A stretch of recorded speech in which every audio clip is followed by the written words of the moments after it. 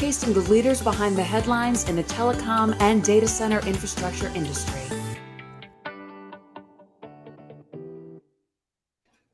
Hey there, everyone. Welcome to Data Movers, where we sit down with the most influential men and women of today. I am your host, Jamie Scotto-Kataya, founder and CEO of JSA, along with my fabulous co-host, top B2B social influencer and friend, Mr. Evan Christel. Hey everyone, welcome to Data Movers, where we sit down with the most influential men and women of today's leading data center and telco innovation, supporting the amazing network infrastructure requirements of this modern world. Jamie, we were just chatting a moment ago about your little one. Yeah. You're a mother and you have a lovely family. I'm curious, how do you keep everyone safe and healthy at home, and particularly with a toddler? Like, what's your advice to new mothers and really everyone It takes, for making a safe household? Yeah, it takes a village. As you know, I'm Italian American, and so thankfully I was born into a village that appreciates that it takes a village. So my mother-in-law, thankfully, always there with wisdom. But I will tell you, we just recently moved because Oh, wow. the house that we lived in, really, I broke out in head to toe hives.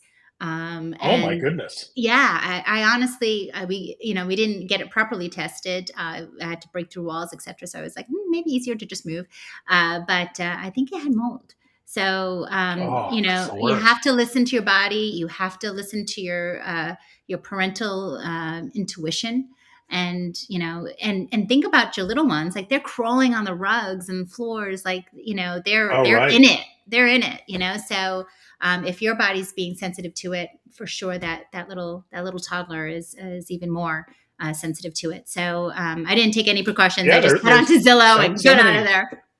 so many dangers. I mean, we moved last summer, and there's radon. It's like a visible gas you have to be worried about. Mold, asbestos. There's all kinds of toxins and crazy stuff to be Yeah. aware of, particularly with like youngsters. So yeah, it's a minefield. Luckily, there's a lot of tech that can help with that. We have like IoT sensors that can detect any leaks or floods.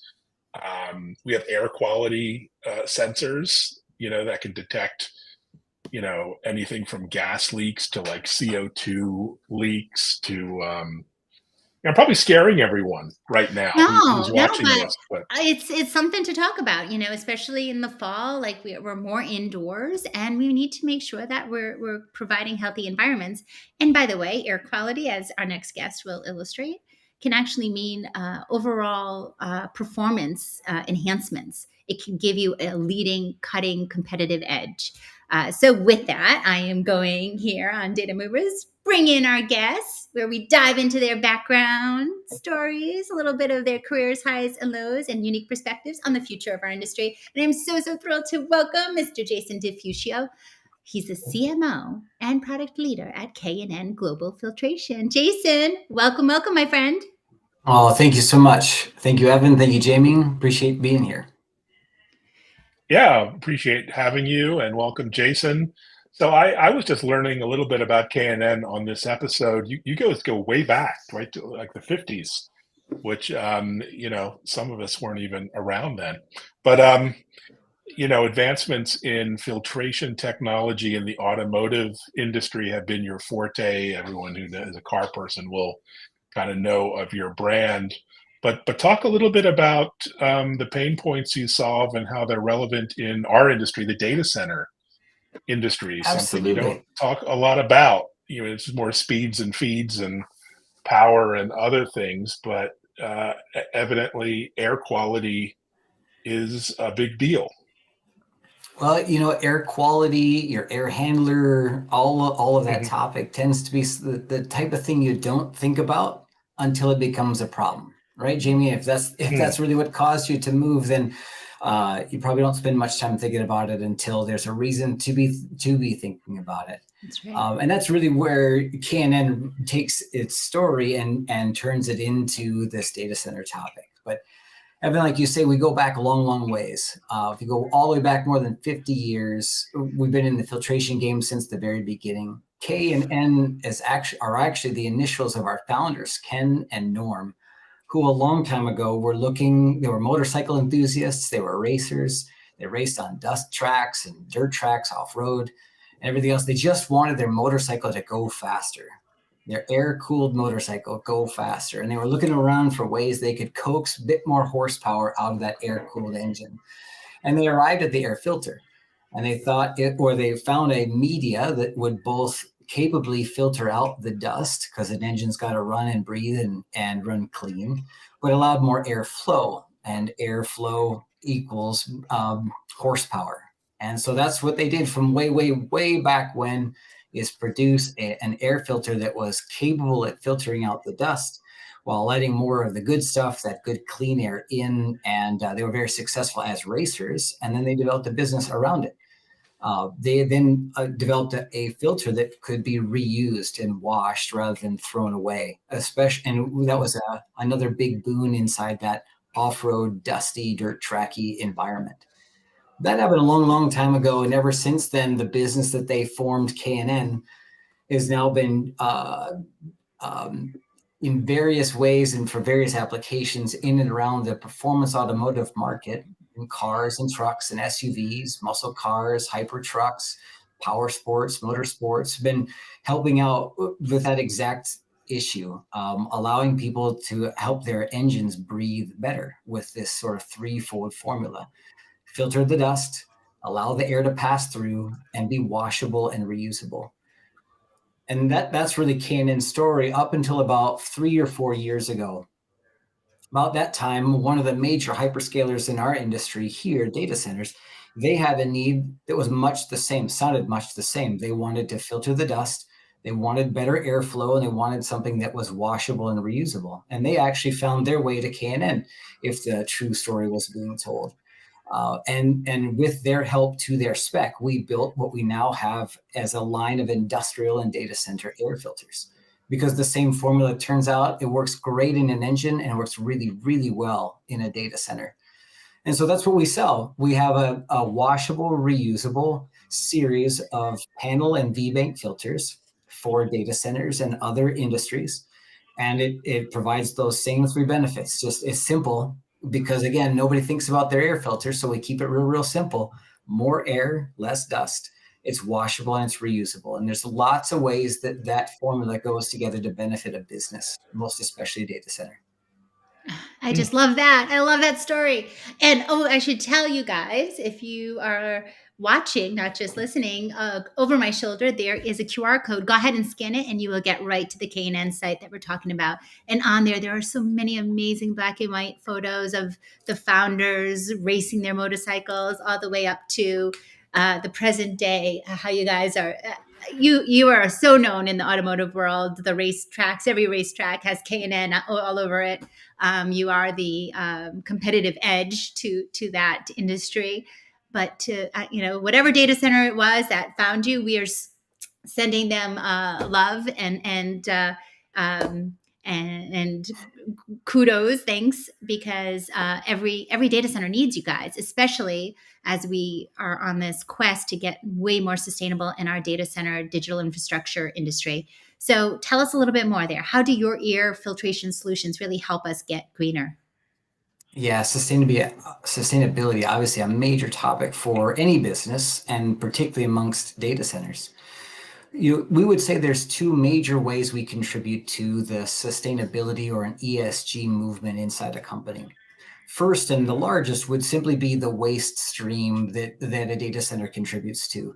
If we think about the waste stream out of a data center, just even in pounds, their air filters are going to play a very big percentage of the waste stream that makes it to a landfill.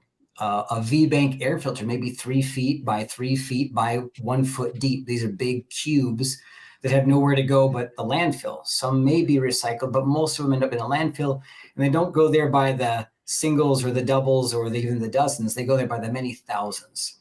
And so when you have a washable and reusable air filter, that waste stream pretty much comes to an end. Nothing's thrown away. For 15 years, nothing is thrown away. That major hyperscaler that I alluded to at the beginning, they have successfully been using more than 30,000 of our air filters for over 3 years.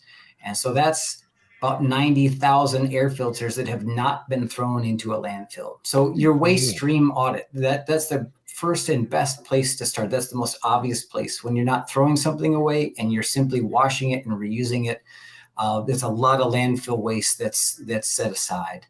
That's number one.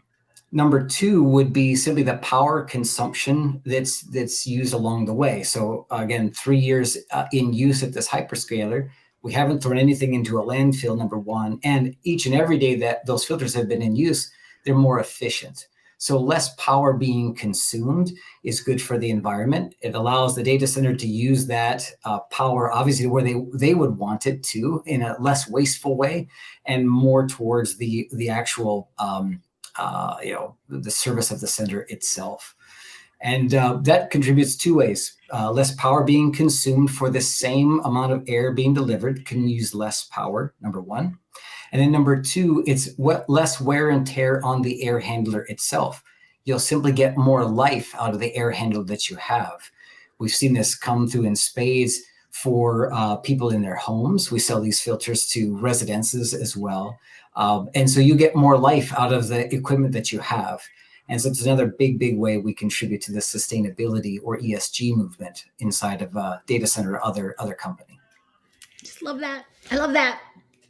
Fantastic. So sustainability, efficiency, a lot of benefits over single-use disposable filters. What about customization? Every data center seems to want something different or unique. Do you do that as well? Absolutely. The magic is really in the filter media and the way that that's constructed, and the way that the specs of a particular air handler or data center would want to see that come through, whether they're looking for a free-flowing MERV 8 or they've got a higher standard MERV 13, MERV 14, and really need to filter out the smallest of the particles. We can handle all of those various types of applications and requirements. And then, of course, every different air handler has a little bit different size and everything else. But changing the dimension, changing the depth, changing the clip-in, drop-in nature of them, that's really, really simple. The hardest part is getting that media to be free-flowing and yet be capable at filtering out the dirt that they require. So everything else after that, the customization or tailoring, piece of cake. I just love this. I mean, you're such a storyteller in general. You really put it in layman's terms, but for us non-techies, I get it. I get why this is good for our industry. I get why this is good for our environment. And now it's really a matter of shedding light on this story and educating. Now you and your team are definitely taken to the road. It's a very business conference season, as we all know, crazy fall time. You guys are attending events around the world. Just to spread the word. Can you tell us where you may be heading next and Absolutely. some trends that you're hearing? Absolutely. So we are sort of rookies yet in this data center space. We've been doing this a long time in the automotive world, but we're still getting our feet underneath us on the data center side. And so we enjoy going to these data center shows. Been to a couple this fall here in North America and looking to go literally around the globe here in the next coming months. We'll be in Singapore, we'll be in London, we'll be in lots of other places, including China and other spots around the globe. Awesome. Yeah, it's been very interesting. I'm also very new to the business. I've only been with K&N for a few months. And so I'm learning by leaps and bounds and getting to see the shows, meet the people, hear the topics of the day, and how this particular topic may be a benefit has been a wonderful learning experience for me in a very, very short period of time. You mentioned what topics are we hearing about? I mean, this will come as no surprise. Sustainability, a major topic. Power consumption and carbon offsets, also a gigantic topic. And so as I just described, I think our filters have a lot to play in the current world at the current moment. I know there's a lot of work being being done around the future of cooling for data centers, immersion, and lots of other really transformational technologies that are out ahead of us. And I'd say I'm excited for those as well. But to all the data center operators that have existing equipment now, as they wait for that technology to both become available and then become frankly usable in their current infrastructure, we have a solution that can help you tomorrow and every day between tomorrow and when these new transformational technologies can come through. So I think there's a lot of very interesting ways for us to take our story to the data center community. And I'm looking forward to meeting more and getting to know the data center community even more, and make our story even easier to understand and quicker to pick up. Because I think there is a lot of ways that our product benefits the data centers of now, in addition to the data centers of the future. Unbelievable. And again, if you guys want to scan there and go right to the filtration site, you'll see that on the road they're in 7x24 Exchange Fall Conference, DCD Connect in London, like you mentioned, Data Center World Asia, Capacity Europe, DCD Virginia, China Cloud Convention, Data Center World Ireland. Again, wherever you are, they are there, I'm sure. So go ahead and scan, guys, and make sure you set up meetings if you are in the same location. Sorry. Evan, over to you. Wow, Jay, that's a lot of places. You need more places, Jamie. I don't think you have enough going on. But so suppose a data center operator is interested in K&N products. I mean, how do they procure them? What's the process work in terms of setting it up, installation, all that kind of good stuff? Yeah, the obstacles, we're looking to keep the obstacles as small as we possibly can. So the first step, I would say, the easiest way to reach us is by way of that QR code and to sign up for a pilot. We offer a lot of big claims, and I understand that it's easy to make claims like 40% more air efficiency in 3 to 15 years without landfill waste, everything else. We'd really like to just show that it's real. And we do that by way of a pilot. So we offer a free pilot in most circumstances to try our products out in the data center, particularly those data centers that have rooms dedicated for testing products like this. We'll engineer the right size and spec to their requirements and allow them to just drop them right in and see a pre and post test. That's the pilot stage, and we'd encourage anyone to sign on for one of those. The way somebody who does that, just go again to that KNGlobalFiltration.com website. You'll see lots of places where you can sign on to have someone contact you, and we'll get a pilot ready to go. But that's really the biggest thing. I would encourage anyone who's interested in this to see it for themselves. It's not transformational. It really just works. It's a better mousetrap, and we'd love to really show it and how it can work in their own data facility, in their own environment, because everyone is unique. See what that pre and post, what that benefit can really look like in their own data center. Yeah. And you know what? It also speaks to the type of people over at K&N, because from what I've found, and you being exemplary here, it's, you put your, you have such faith and trust in your product. You put your words where, you walk the walk, and it's, we like to see that here in our industry. So thank you. All right. Well, so thank you for saying that. It's easy to do. We've got 50 years of proving it in the toughest automotive applications out there. And so it's really easy for me or anyone at K&N to put our money where our mouth is, as you say, because it's been working for 50 years. It's not new. It's just new to this application. And I wouldn't want to make enemies over at the race car tracks. Like, I feel like they're pretty tough folks. So you have to be strong and tough and have good products with them. There are no jokes around. All right. You're a huge NASCAR fan, Jamie. We know you're always there. I'm in that pit changing those tires out. All right. So, Jason, let's go ahead and talk about your career a little bit. We always do on Data Movers, and we're excited to really talk about your own career path, what inspires you, how did you even get to your role over at K&N? It's such a great one. Absolutely. I love K&N, though I'm new. I'm a lifelong marketer. I'm a lifelong marketer, been in the marketing field for 23 years now. And it's because I enjoy people. I enjoy what makes them tick. I enjoy the problems that they have and how we can best solve them. So that's why I love marketing. And I've been doing marketing work in the automotive and power sports fields for pretty much that entire time, all 23 years or so. The majority of that with Polaris Industries. You may know Polaris Industries from snowmobiles or side-by-side off-road vehicles or motorcycles like Indian and others. A wonderful career and a wonderful, wonderful company at Polaris. And then most recently, the last 3 months or so at K&N.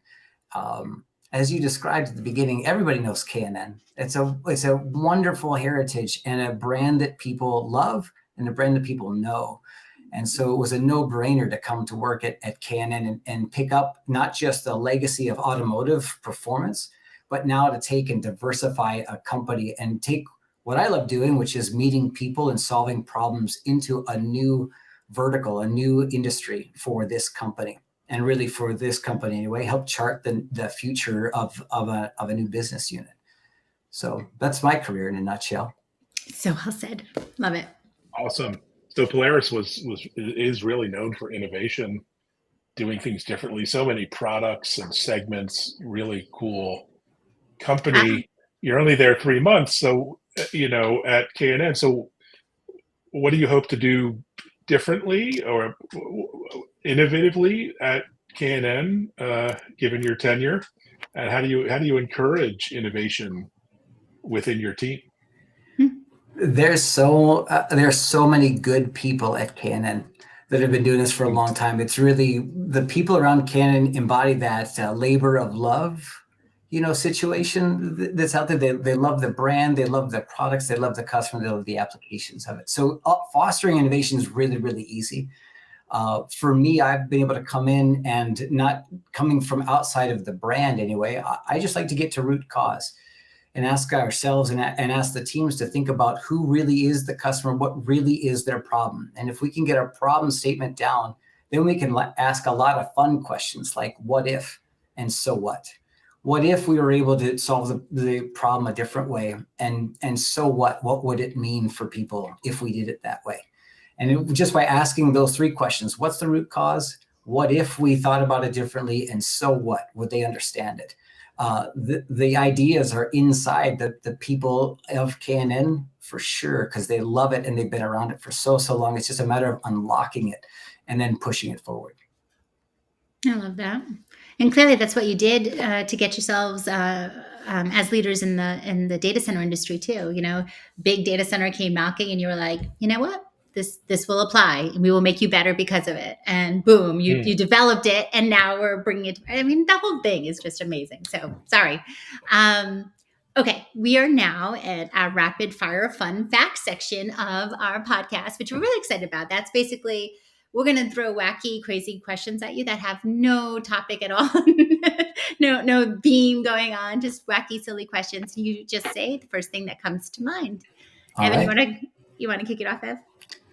Yeah, so Minnesotans love their sports teams. Jay, who's your favorite sports team?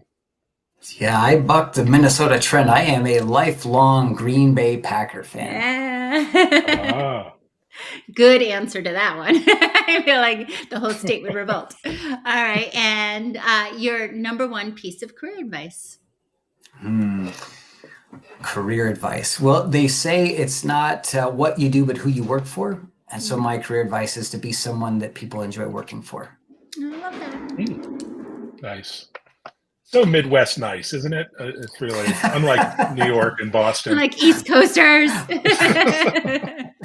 got a bad rap. We're nice. We're nice. No, I'm not. No, we're not. But thank you. Anyway, favorite hobby? I'm guessing maybe something to do with 4x4 or off-roading, but that's just a hunch. Off-roading is right up there. I love photography. I love sports, golf, lots of different hobbies. Nice. My husband does have an Indian motorcycle, just saying, as we do you let him ride it anymore with a not new, being since a the new baby. father? Exactly. Not since the very no. But very safe though. Beautiful, beautiful bikes and innovative. Going back to Polaris and anyway. Okay. Favorite place to travel, Jason? Oh, easy. Italy. It starts and ends in Italy. I could spend the rest of my days traveling around Italy. Every now and then we're like, why don't we just move to Italy? Life is better in Italy. I think there are a lot of data centers that need new redesign with I look forward to visiting products, every single one. Yes. Line them up. Yes, I will deliver personally over there. Yes. Mm-hmm. We'll do a tour. And music preferences, genres, what say you? I listen less to music and more to podcasts these days. It's funny. Good answer too. Well, I heard there's a good podcast called Data Movers. It's really up there in the rankings. All right, last question, and really because we're both Italian American, I got to ask: favorite food? Lasagna. Well, I mean, anything in the Italian genre here. We could go on for days and days. Pastas, pizzas. Yes, please. Mm-hmm. Yeah, all right. Share Road trip. common North loves. End. Common loves. North End's down in Providence. We're gonna and gelato, Jamie. Am I right? Gelato. You have not had an experience until you have a chocolate gelato in Rome. Like, have a little taste of that. It is life altering, especially, I don't know, especially as a woman after a baby. What's this little taste business? No, 3 scoops. That's it. No. All right. Well, thank you so much for joining us, Jason. It's great to see that there's so much innovation happening in our industry, in the data center industry, and it's, the whole supply chain. People are rethinking their design top to bottom, and, you're at the heart of that. So congratulations on your success. Well said. Yes. Thank you so much. Appreciate the time, and thanks for having me. We so enjoyed every second of this. Thank you. And if you enjoyed, viewers and listeners, to today's Data Movers podcast as much as we have, please go ahead and check us out, jsa.net/podcast for more upcoming episodes. And be sure to follow us on X. That sounds vaguely pornographic, but it is what it is. Used to be Twitter. Jay Scotto. Used to be Twitter. Okay. Twitter on Evan Kirstel and Jay Scotto. Yeah, absolutely. Check us out there. And as always, happy networking.